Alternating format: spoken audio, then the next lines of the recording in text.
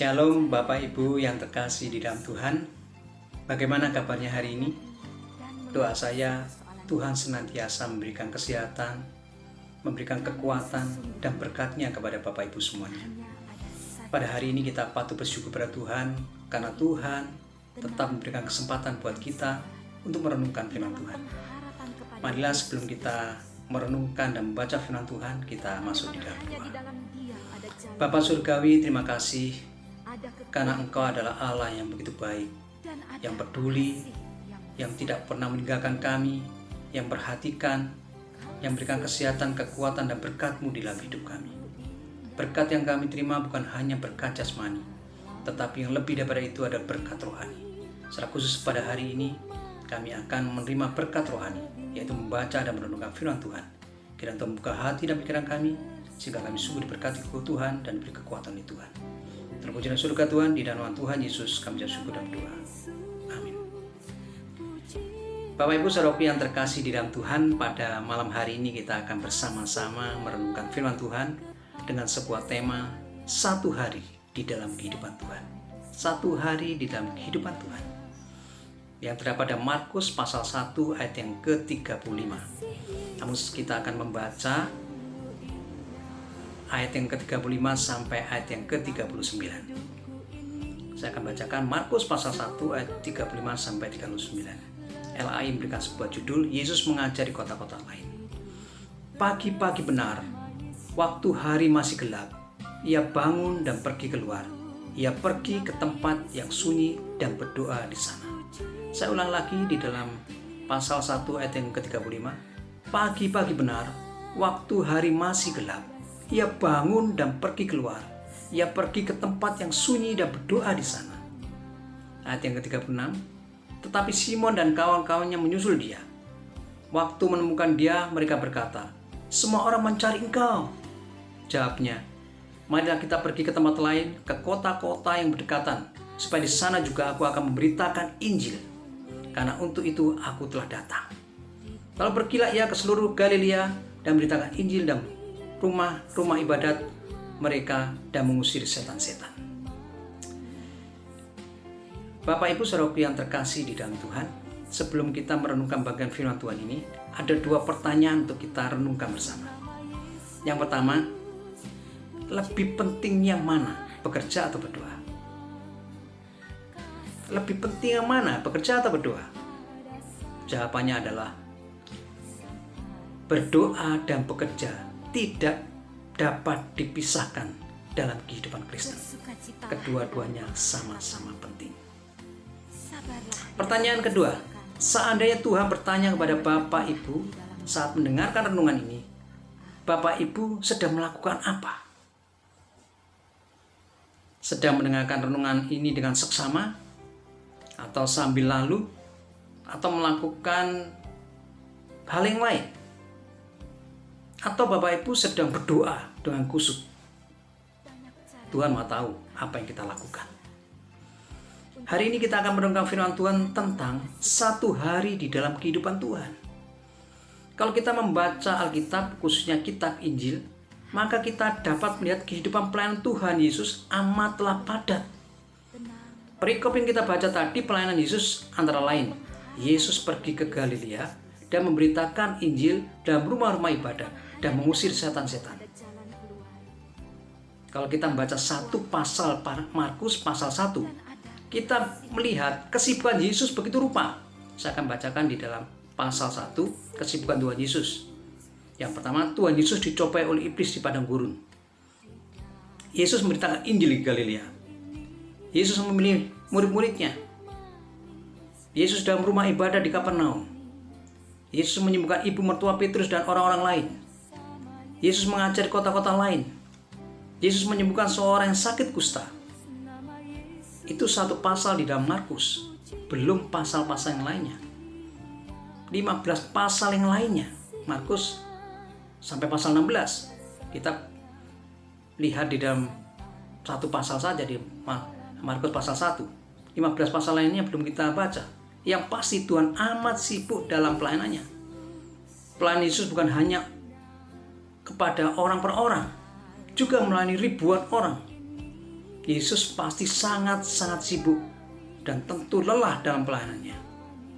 Saking sibuknya, seringkali Yesus dan murid-muridnya tidak memiliki waktu untuk beristirahat karena terus diikuti oleh orang banyak atau ada orang memanggilnya untuk dilayani.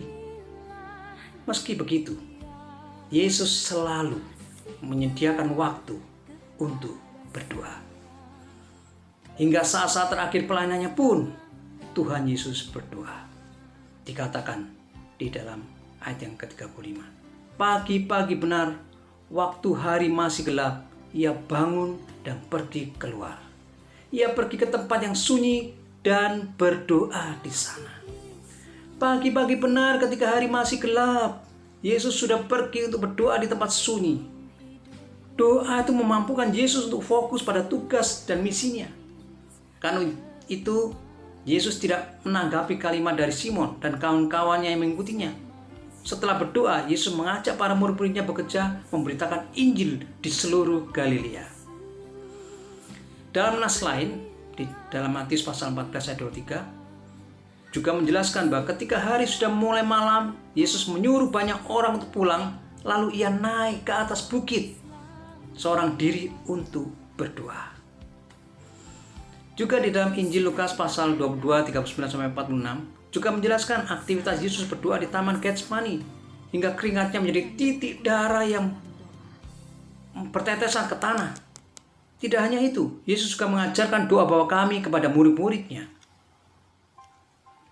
Meskipun Yesus adalah Allah, ia tetap berdoa dengan sungguh-sungguh kepada Bapa sebelum melakukan pelayanannya. Tuhan mengajarkan dan memberikan teladan di dalam berdoa dengan sungguh-sungguh, bahwa di dalam berdoa kita akan memperoleh kekuatan baru untuk melayani Tuhan. Melalui doa, Yesus fokus menjalankan tugas memberitakan Injil. Dan Yesus meluangkan waktu terbaiknya, waktu khususnya untuk berkomunikasi dengan Bapa dalam doa di pagi hari. Di pagi hari dan di tempat sunyi itu, ia berdoa dan disegarkan untuk melakukan pelayanannya. Tidak heran apabila ia begitu bersemangat dan pantang menyerah di dalam pelayanannya. Pantang menyerah di dalam memberitakan Injil di berbagai kota di Galilea. Mengajar di rumah ibadat dan mengusir setan-setan. Bapak Ibu Saudaraku yang terkasih di dalam Tuhan, dalam konteks saat ini, hidup kita mungkin penuh dengan berbagai kesibukan.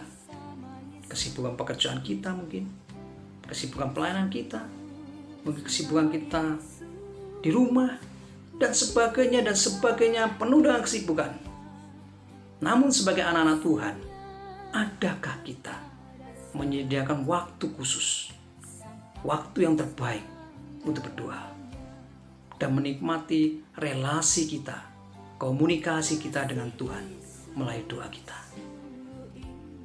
Kita dapat bekerja dan melayani dengan fokus dan benar demi kemuliaan nama Tuhan. Amin. Bapak Ibu Saudaraku yang terkasih dalam Tuhan, untuk mengakhiri renungan ini, kita akan bersama-sama menyanyikan pujian Kasih Yesus Sungguh Indah di Dalam Hidupku. Kita akan menyanyikan pujian ini sampai selesai, kemudian Bapak Ibu silakan berdoa di dalam hati kita masing-masing.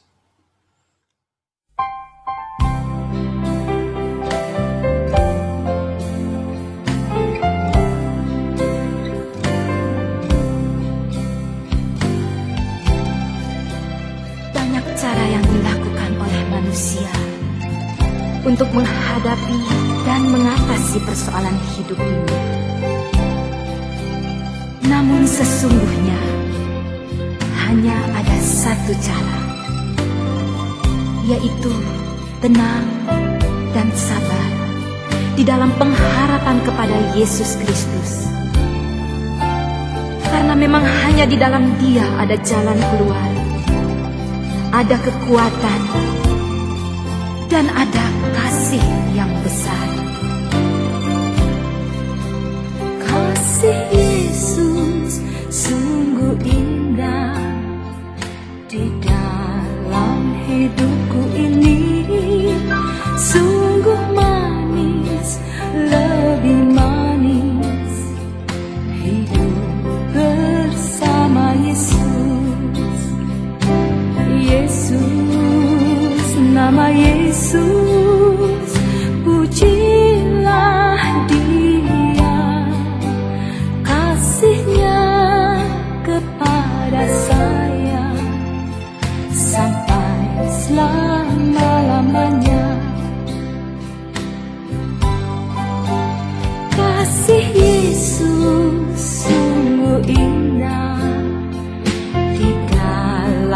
hidupku ini sungguh manis, lebih manis hidup bersama Yesus.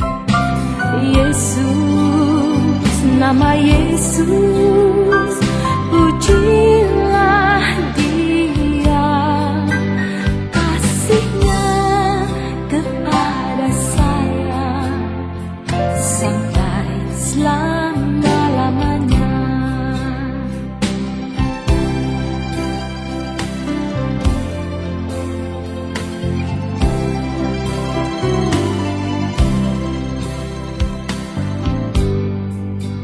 Kasih Yesus sungguh indah di dalam hidupku ini, sungguh manis, lebih manis hidup bersama Yesus. Yesus, nama Yesus, pujilah Dia, kasih-Nya kepada saya sampai selama-lamanya. Bersukacitalah di dalam pengharapan, sabarlah di dalam kesesakan, dan bertekunlah di dalam doa.